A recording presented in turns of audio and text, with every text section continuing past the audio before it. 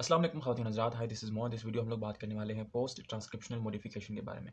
So basically as we know कि हमारी last video में हम लोगों ने यूकैरियोटिक ट्रांसक्रिप्शन को डिस्कस किया था, यानी कि अब तक हम लोग जो है वो बहुत प्रोकैरियोट्स के अंदर भी और यूकैरियोट्स के अंदर भी एमआरएनए बना चुके हैं। यानी कि हम लोगों ने स्टार्ट किया था DNA expression central dogma which consist on two processes, one is the transcription and one is the translation. Transcription में एज़ वी नो कि आप लोग क्या करते हैं, आप लोग डीएनए को रीड करते हैं, ठीक है, by enzyme which is known as RNA polymerase, ठीक है, आरएनए पोल, ठीक है।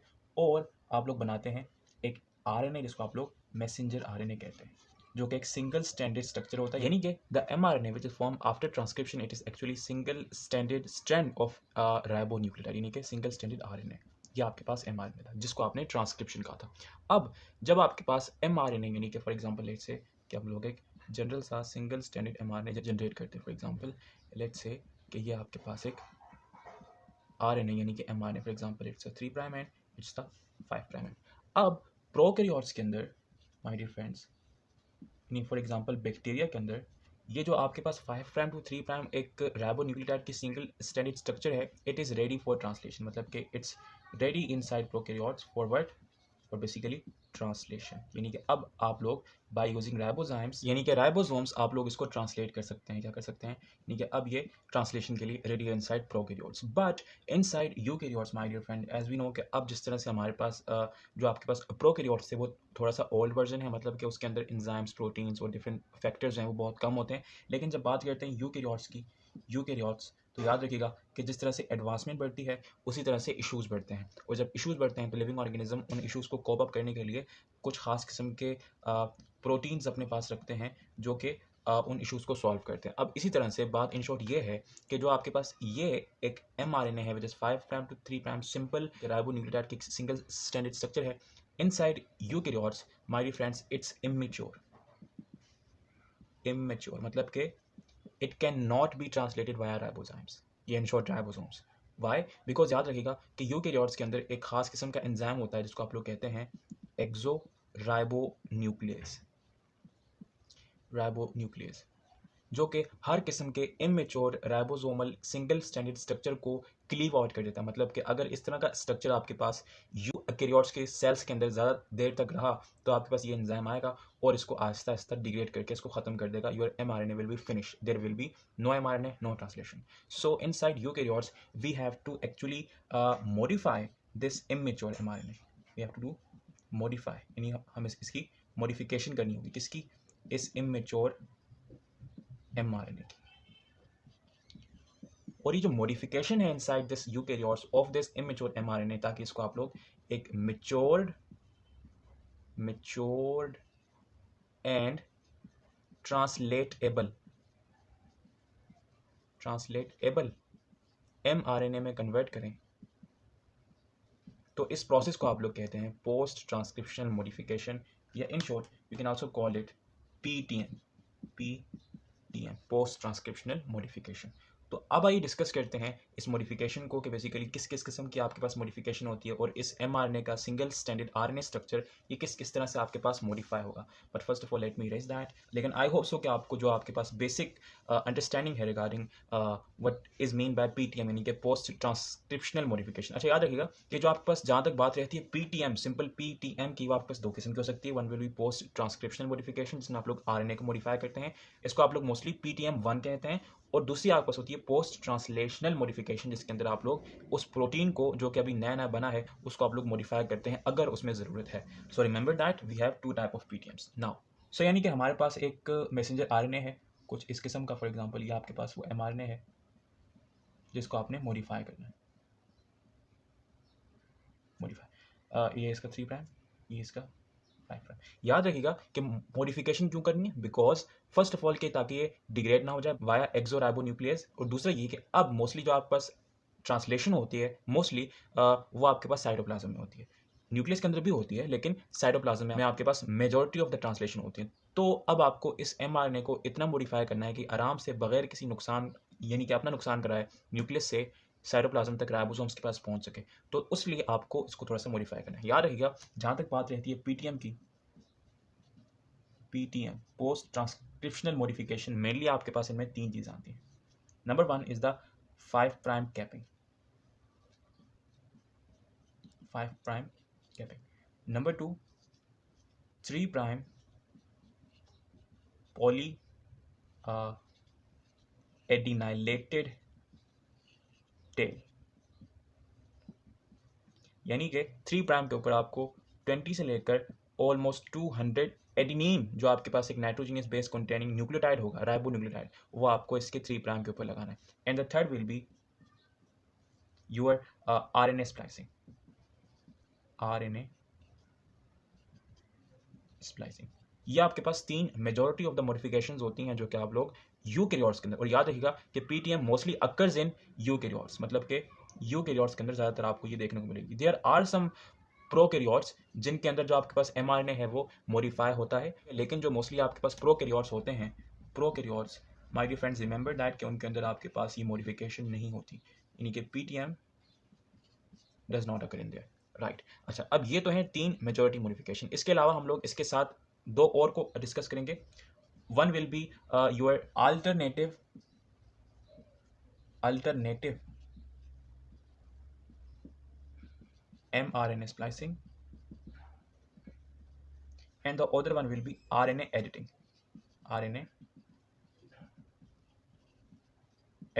यानी कि इसके अंदर हम लोग ओपन रीडिंग फ्रेमिंग, जिसको आप लोग ORF कहते हैं, उसको डिस्कस करेंगे. लेकिन first of all let us discuss the main type of modifications which occurs inside post transcriptional modification. Now let us erase that because now we don't need that. Okay, तो first of all बात करते हैं हम लोग 5 prime capping के बारे में. 5 prime capping,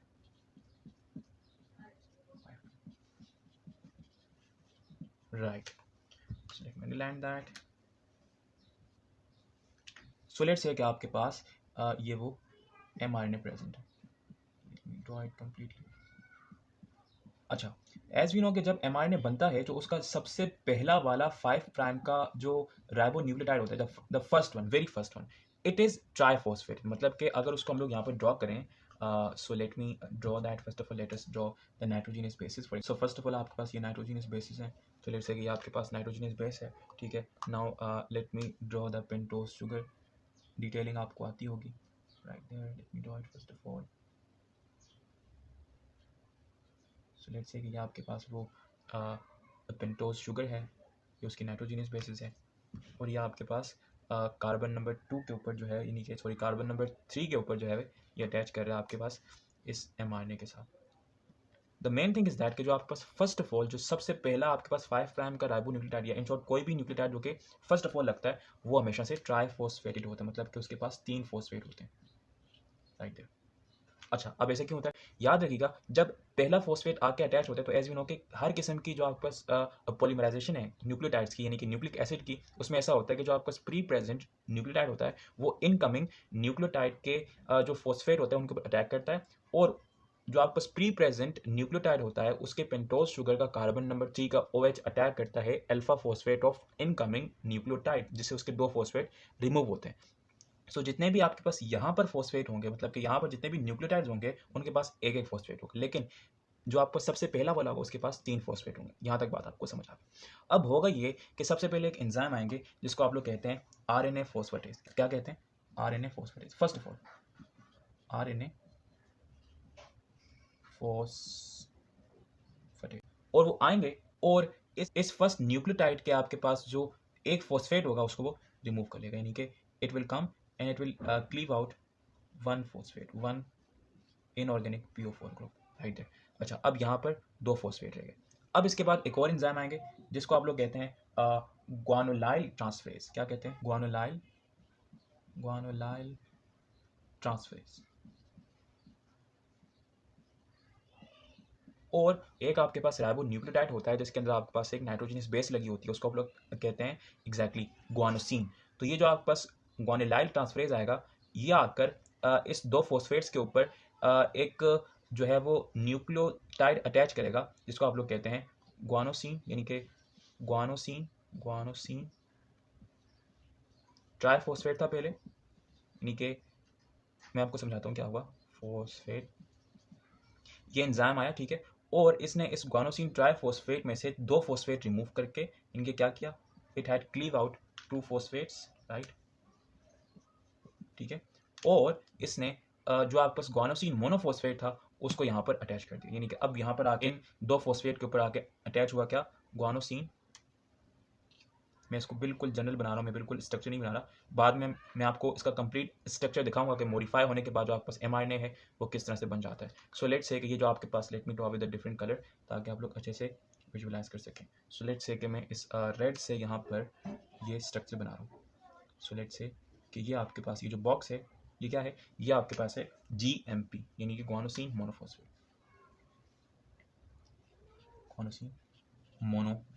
guanosine monophosphate, because 2 phosphate यहाँ से रिमूव हुए और ये जो आपके पास एंजाइम था गुआनोलाइल ट्रांसफरेज, इसने 2 फॉस्फेट रिमूव करके GMP यहाँ पर अटैच, मतलब कि दिस इज द GMP। अच्छा, अब इसके बाद एक और एंजाइम आएगा। अच्छा, याद रखिएगा कि ये जो आपके पास गुआनोसिन मोनोफॉस्फेट होगा, इसकी जो कन्फर्मेशन होगी ये इन्वर्टेड होगी। क्या होगी?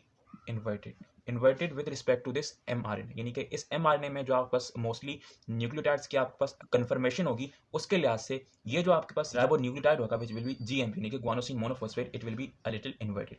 उसके बाद एक और एंजाइम आएगा जिसको आप लोग कहते हैं 7 मिथाइल ट्रांसफरेज।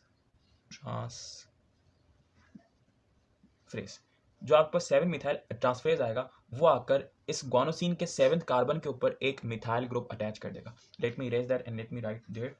मुझे इसको यहाँ लिखना चाहिए बिकॉज मुझे थोड़ी सी आई होप सो कि आपने ये भी नोट कर लिया होगा बिकॉज यहाँ पर मॉडिफिकेशन करनी है। सो ये था, मतलब कि इनिशियल एंजाइम वाज गुआनोलाइल ट्रांसफरेज और जो सेकेंड एंजाइम यानी कि थर्ड इन शॉर्ट आया है वो है 7 मिथाइल ट्रांसफरेज। उसने इस गुआनोसिन मोनोफॉस्फेट के 7th कार्बन के ऊपर एक अदद मिथाइल ग्रुप अटैच कर दिया। अब यहाँ पर जो आपके पास ये स्ट्रक्चर बन चुका है, let me erase that completely, मतलब कि जितने भी एडिशंस हैं,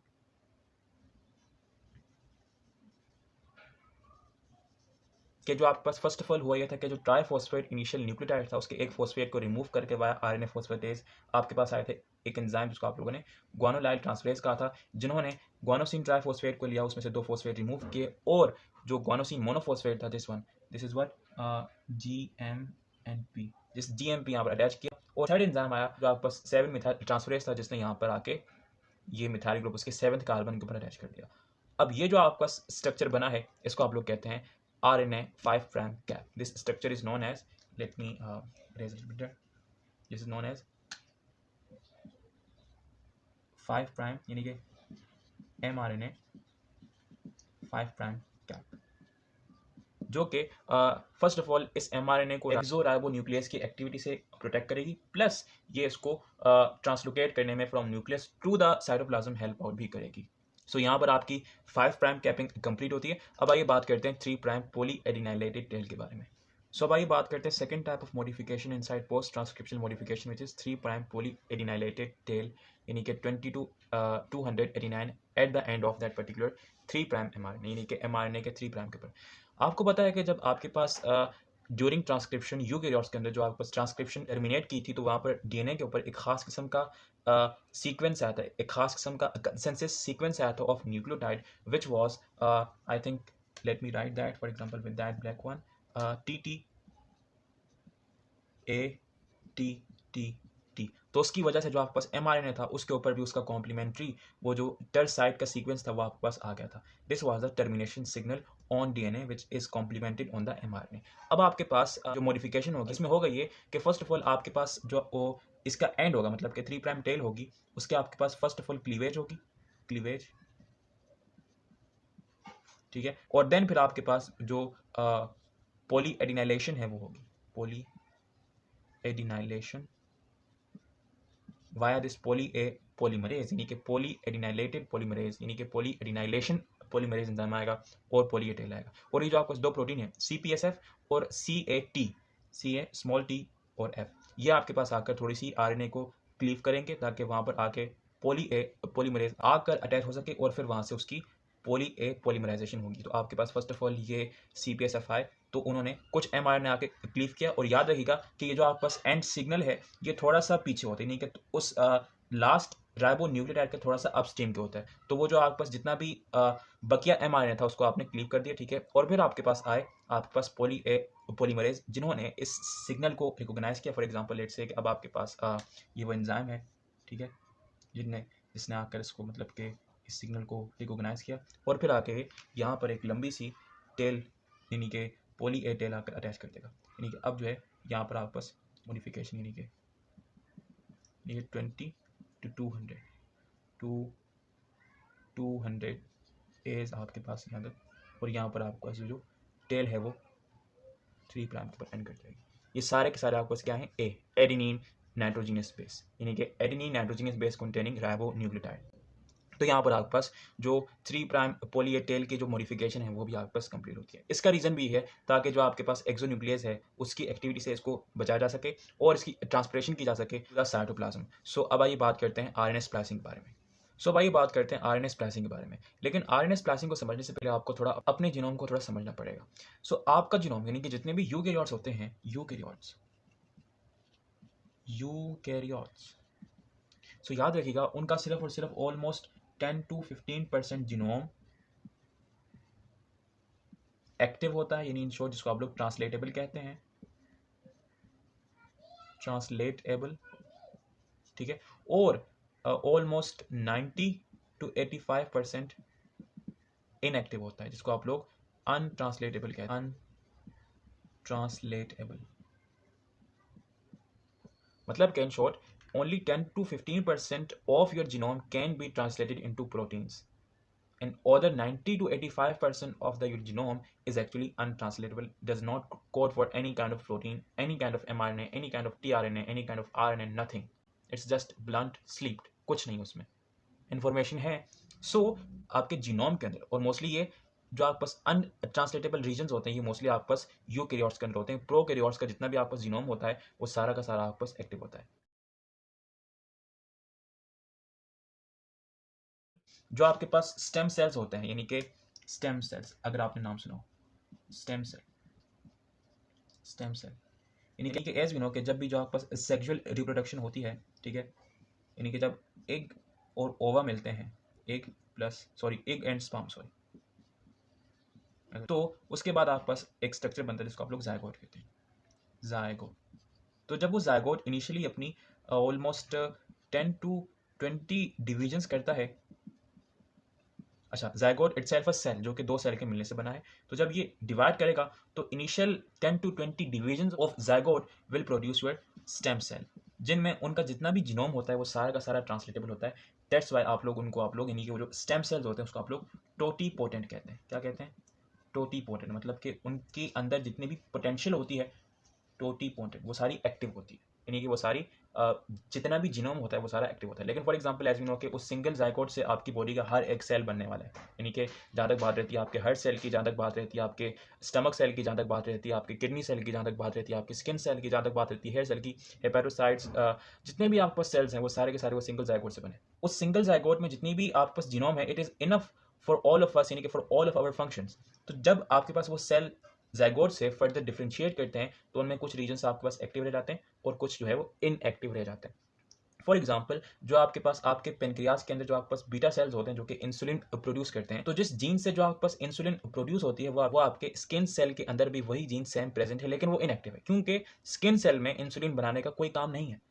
तो depending on the use of the cell, आपके पास सेल्स हैं वो कुछ रीजन्स ऑफ जीनोम को एक्टिव रखते हैं और जो अनयूजेबल रीजन है, जो अनट्रांसलेटेबल रीजन है जिसका कोई काम नहीं है उस सेल के अंदर, उसको वो ब्लंट कर देते हैं। तो इसी तरह से जो आपके पास मोस्टली एक एडवांस्ड और एक मेच्योर्ड लिविंग ऑर्गेनिज्म के अंदर, यूकैरियोट्स के अंदर, जो 85 to 90% जीनोम है वो इनएक्टिव होता है और मोस्टली आपके पास जो है वो यानी कि 10 to 15% जो कि ऐसा जो जीनोम है जो कि हर सेल के काम आता है, तो वो ऐसे जीन, ऐसा जीनोम, ऐसे जो न्यूक्लियोटाइड के सीक्वेंस ऑन डीएनए जो कि कॉमन यूज में वो एक्टिव रहते हैं और जो आपके पास नो यूज़ है वो आपके पास इनएक्टिव हो जाते हैं, अनट्रांसलेटेबल हो जाते हैं। तो जो आपके पास अनट्रांसलेटेबल रीजन्स हैं ऑन योर जीनोम उसको आप लोग इंट्रॉन्स कहते हैं, और जो आपके पास ट्रांसलेटेबल रीजन है ये आप लोग उसको ट्रांसक्रिप्टेबल भी कहते हैं, लेकिन बिकॉज हमारा जो जीन का मेन काम वो प्रोटीन बनाना है, दैट्स वाई हम लोग उसको अनट्रांसलेटेबल कहते हैं। और जो आपके पास ट्रांसलेटेबल होता है उसको आप लोग एक्सॉन्स कहते हैं। So as you can see कि फॉर एग्जांपल ये आपके पास एक स्पेशल काइंड ऑफ mRNA है जो कि एक्चुअल रियल पिक्चर है before modification of eukaryotic mRNA after the transcription. तो अब मैं इसको मिटा लगा because now we don't need that. तो एज यू कैन सी कि इस mRNA के अंदर because it codes from DNA, तो इसके अंदर भी वो इंट्रॉन्स की जो है मतलब कि इंट्रॉन्स वहाँ से, बिकॉज जितना भी एक जीन जब कोड होता है तो उसके अंदर एक्सॉन भी होते हैं, इंट्रॉन भी होते हैं। तो जो चीज़ आपके पास डीएनए के ऊपर होती है वही आपके पास mRNA के ऊपर आ जाती है। That's why we call it transcript. So एक जीन के अंदर आपके पास एक्सॉन्स भी होते हैं और इंट्रॉन भी होते हैं। तो आरएनए स्प्लाइसिंग जो होती है इसमें हम लोग क्या करते हैं, we actually remove all the untranslatable region, यानी कि ऑल द इंट्रॉन्स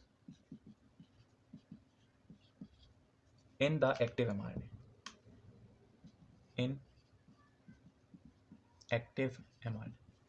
अच्छा याद रखिएगा कि लाजमी नहीं है कि एक मैसेंजर आरएनए में जो कि मॉडिफाइड हो चुका है उसमें सारा का सारा जो mRNA होगा वो ट्रांसलेटेबल होगा, नहीं, उसके एंड्स के ऊपर फिर भी यूट यानी कि अनट्रांसलेटेड रीजन्स होंगे, लेकिन जो उसका एक्टिव जो mRNA होगा जहाँ से प्रोटीन बनेगा वो सारा का सारा आपके पास एक्टिव होगा, यानी कि उसके अंदर सिर्फ और सिर्फ आपके पास एक्सॉन्स होंगे, नो इंट्रॉन्स। तो the process in which we remove all the introns from the mRNA is known as your RNA splicing. लेकिन याद रखिएगा कि मोस्टली एडवांस्ड यूकैरियोट्स के अंदर यूकैरियोट्स के अंदर ये जो आपके पास इंट्रॉन रिमूवल है, it is carried out bye a special kind of protein जिसको आप लोग SNRPS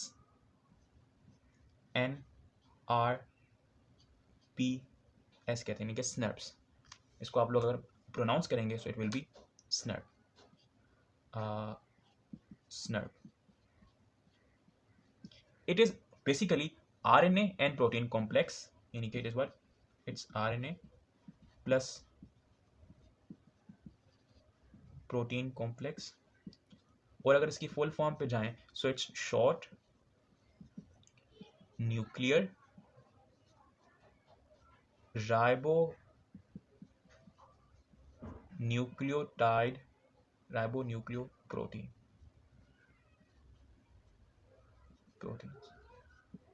सो अब आइए अब ये देखते हैं कि किस तरह से जो स्नर्व्स हैं यानी कि शॉर्ट न्यूक्लियर राइबोन्यूक्लियर प्रोटीन्स वो किस तरह से जो आपके पास एक mRNA से इंट्रॉन्स को रिमूव करते हैं। So as you can see this picture, इस पिक्चर में आप लोग वाज़ेह तौर पे देख सकते हैं कि इस प्रोसेस के थ्रू जो है वो जो स्नर्व्स होते हैं आपके पास जो एक mRNA से जितना भी आपके पास इंट्रॉन है उसको निकालते हैं।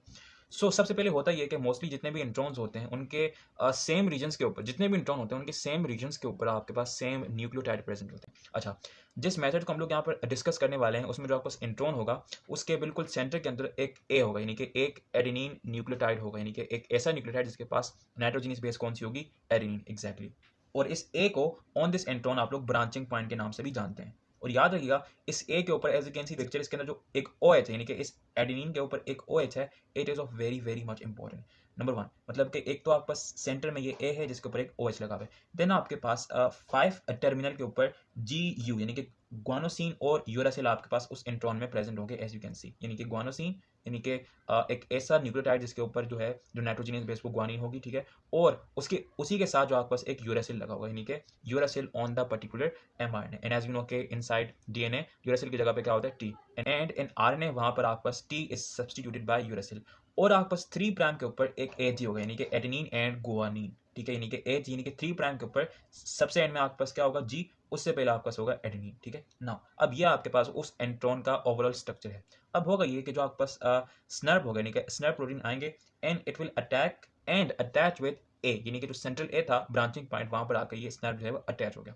अब जब ये अटैच हो जाएगा तो इसकी अटैचमेंट से होगा ये कि जो आपके पास एडेनिन का जो OH होगा वो एक्टिवेट हो जाएगा and then it will attack guanine and uracil on the 5 prime, और जब वहां पर अटैक करेगा तो ये OH वहां पर यानी कि 5 prime of the intron and the 3 prime of exon की जो आपके पास फॉस्फोडाइस्टर बॉन्ड होगी उसको ब्रेक कर देगा, और ये जो आपके पास GU है यानी कि guanosine and uracil which occurs togetherly वो आपके पास मुड़कर यानी कि एक हेयर पिन लाइक स्ट्रक्चर बनाकर, एक लेरियट लाइक स्ट्रक्चर बनाकर उसी OH के ऊपर यानी कि उस ब्रांचिंग पॉइंट ऑफ ए यानी कि उस सेंट्रल एडेनिन के OH के साथ अटैच हो जाएंगे और एक हेयर पिन लाइक स्ट्रक्चर बन जाएगा।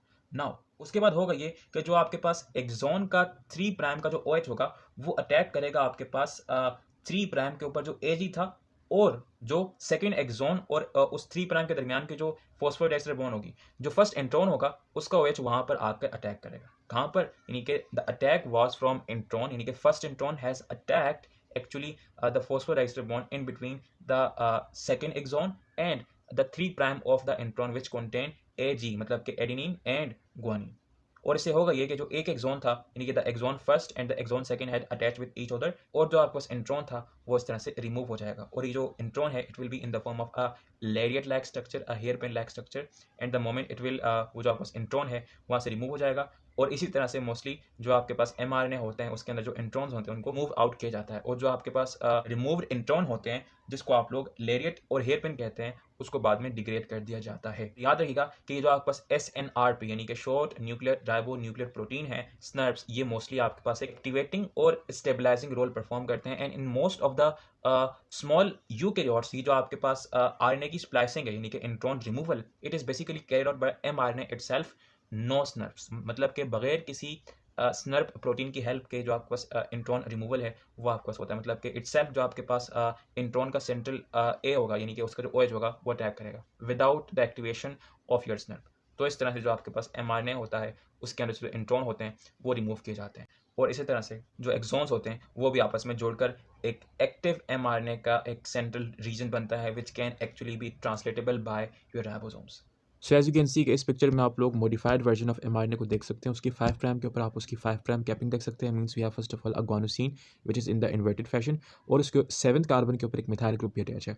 इसके अलावा आप उसकी 3' पॉली ए टेल भी देख सकते हैं, मतलब कि 3' के ऊपर उसकी 20 to 200 adenine which is a nitrogenous base, that base containing nucleotide आपके पास जो है वो 20 to 200 की तादाद में होते हैं at the 3' poly A tail. और आप लोग देख सकते हैं कि आपके पास पॉली ए टेल और इनिशियल जो आपके पास एक्चुअल mRNA है और जो आपके पास 5' एंड के मॉडिफाइड mRNA के एंड में और मॉडिफाइड mRNA के स्टार्ट में आपके पास UTR यानी कि अनट्रांसलेटेड रीजन्स प्रेजेंट हैं।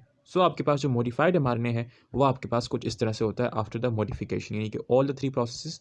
इसमें जो आपके पास थर्ड प्रोसेस है which is the RNA editing, मतलब कि RNA प्रोसेसिंग, जिसमें आप लोग इंट्रॉन्स को क्लीव आउट करते हैं। वो शायद आपको नजर ना आए, लेकिन शुड बी रिमेंबर कि जो आपके पास इंट्रॉन्स होते हैं वो भी आप इसमें रिमूव करते हैं, and this is how it looks like after modification. So यहाँ पर आपके पास post transcriptional modification mainly end करती है। एज वी नो कि हम लोगों ने 2 टॉपिक्स मजीद भी डिस्कस करने हैं जिनमें से हम लोग सिर्फ और सिर्फ एक करेंगे which will be RNA editing, और जो आपके पास अल्टरनेटिव RNA स्प्लाइसिंग होगी ये आपके पास थोड़ा सा बड़ा टॉपिक है, तो मैं इसको एक सेपरेट सी छोटी सी वीडियो में अलग से डिस्कस कर दूंगा। Let us quickly discuss RNA editing के how can we change open reading frame, and by doing that how can we produce 2 different proteins from the same gene, या from the same region of DNA can produce 2 genes. Because as we know कि जो आपके पास only 10% अगर आपके पास आपका genome active है तो आपको कुछ तो करना होगा ताकि उस 10% से बहुत सारा आपके पास प्रोटीन बने। So now we are discussing RNA editing. What RNA editing, sorry ये डबल आई डल गया, RNA एडिटिंग। अच्छा, so let us discuss that. So if we talk about RNA editing तो याद रखिएगा it is also known as changing open reading frame, changing open reading, not D, it's a reading frame, जिसको आप लोग ORF के नाम से भी जानते हैं। अच्छा, अब आपको पता है कि ड्यूरिंग ट्रांसलेशन हम लोग की देखेंगे कि on the mRNA there are codons which codes for particular amino acid. अब उसी तरह से जो आपके पास एक्चुअल में कोडॉन्स होते हैं it constitutes up to 3 ribonucleotide, यानी कि 3 राइबोन्यूक्लियोटाइड जो कि एक अमाइनो एसिड के लिए कोड करते हैं। इसी तरह से वो जो आपके पास कोडॉन्स होते हैं it also starts and ends the translation, मतलब कि आपके पास स्टार्ट कोडॉन्स भी होते हैं, start codon which is mostly AUG, adenine, uracil and guanosine, ठीक है, और आपके पास एंड कोडॉन भी होते हैं, एंड कोडॉन। सो जो आपके पास RNA एडिटिंग है या फिर चेंजिंग ORF यानी कि ओपन रीडिंग फ्रेम, उसका मतलब ये है कि आप लोग 1 और मोर न्यूक्लियोटाइड की सब्सटीट्यूशन करते हैं, जिससे आफ्टर द सब्सटीट्यूशन वो रीजन या तो स्टार्ट या फिर एंड कोडॉन में कन्वर्ट हो जाता है, वो रीजन जहां पर आपने सब्सटीट्यूशन की। उसके हम लोग एग्जांपल भी देखेंगे। तो उससे होता ये है कि जो आपके पास एक जीन है, फॉर एग्जांपल लेट्स से कि हमारे पास ये एक mRNA था, फॉर एग्जांपल लेट्स से यहाँ पर, सो लेट्स से कि ये जो एक mRNA है ये इस प्रोटीन के लिए कोड करता है, फॉर एग्जांपल जो कि इसी के लेंथ का है, मतलब कि this whole mRNA codes for this protein. पर लेट्स से कि हम लोग RNA को एडिट करते हैं और यहाँ पर जो है वो मतलब कि ये जो आपके पास जो न्यूक्लियोटाइड है उसको हम लोग चेंज करते हैं। उससे होगा ये कि ये जो आपके पास अब ये नया एक 3 न्यूक्लियोटाइड बेस्ड ये रीजन बना है। Let me erase them whole. Let's say कि जब आपने सब्स्टिट्यूट किया तो ये पूरा का पूरा जो एक 3 न्यूक्लियोटाइड के ऊपर कंस्टिट्यूट किया हुआ एक कोडोन था वो आपके पास एंड कोडोन बन गया, जिससे जो आपके पास ट्रांसलेशन है वो यहीं पर टर्मिनेट करेगा। यानी कि एक आपके पास ये था protein, sorry for the noise, और एक आपके पास ये रहा। यानी कि एक ही जीन से दो different proteins, and it is just because of substituting a single codon. तो यानी कि आप लोग इस तरह से एक जीन से मल्टीपल प्रोटीन्स आप लोग बना सकते हैं by just substituting a single nucleotide. तो भाई इसकी लाइव एग्जांपल देखते हैं कि क्या हमारे पास लिविंग सिस्टम में इस तरह की एग्जांपल प्रेजेंट है कि आप लोग एक सिंगल न्यूक्लियोटाइड को चेंज करके एक पूरा का पूरा जीन से दो डिफरेंट प्रोटीन बना सकें। So yes we have. So friends do remember के hepatocytes means the cells which form your liver, उनके अंदर एक जीन होता है विच कोड्स APOB100 प्रोटीन। मतलब कि ये आपके पास एक प्रोटीन का नाम है जो कि एक जीन बनाती है। अब उस जीन के बिल्कुल मिड में एक आपके पास कोडोन है विच इज CAA, राइट। अच्छा, अब ये आपको समझ आ गया कि हेपेटोसाइट के अंदर एक जीन है, ठीक है, विच कोड्स फॉर APOB100 प्रोटीन, और उसके बिल्कुल सेंटर में ये आपके पास एक कोडोन प्रेजेंट है। अब आ जाते हैं इंटेरोसाइट्स के अंदर जो कि आपके पास आपकी इंटेस्टाइन बनाती है। क्या बनाती है? इंटेरोसाइट्स। अब उसके अंदर माय डियर फ्रेंड्स होता ये है कि एक एंजाइम आता है which is cytidine deaminase, which is, let me write, cytidine डीअमाइनेज,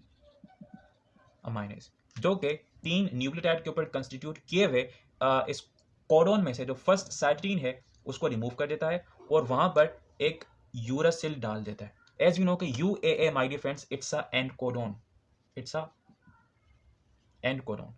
और जब इस तरह से ये साइटिडीन डीएमाइनेज आकर इस CAA को UAA में यानी कि एंड कोडोन में कन्वर्ट करता है, तो अब आपके पास इंटेरोसाइट में वही जीन जो कि हेपेटोसाइट के अंदर APOB100 प्रोटीन कोड करता था, अब यहाँ पर वो एक different, totally different protein code करता है विच इज APOB48। यानी कि एक जीन दो different proteins, and it's just because of simple RNA editing के एक एंजाइम आया जिसने एक सिंगल न्यूक्लियोटाइड को डिस्प्लेस किया, सब्स्टिट्यूट कर दिया। तो आपके पास एक जीन दो डिफरेंट सेल्स के अंदर दो डिफरेंट प्रोटीन बना रहा है। So this is the basic region, mechanism and understanding of RNA editing. एक शॉर्ट से एक आपके पास एक बिल्कुल स्मॉल सी अंडरस्टैंडिंग थी, आई होप सो कि आपको आई होगी। So that's it with the post transcription modification. एक चीज़ बाकी है for sure which is the alternative RNA splicing, जो कि हम लोग एक छोटी सी सेपरेट वीडियो में डिस्कस कर लेंगे, no problem about that. So that's it with the video. So I hope so कि आपको ये वीडियो समझ आई होगी। If you like this video so please do share this video with your friends and anyone जिसको भी इस video की जरूरत है। अपना बहुत सारा ख्याल रखिएगा। Thank you so much for watching, take care self, good bye.